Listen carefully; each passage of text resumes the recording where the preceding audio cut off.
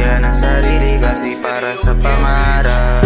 Tungo sa pangarap, kahit anong pwede mong mahanap. Tungo sa tagumpay, pangako sa sarili na magtatagumpay. Tungo sa pag-angat, kahit minsan marami ang hinahangat. Patungo mo para sa'yo, lahat ng ginawa ko para lang sa'yo.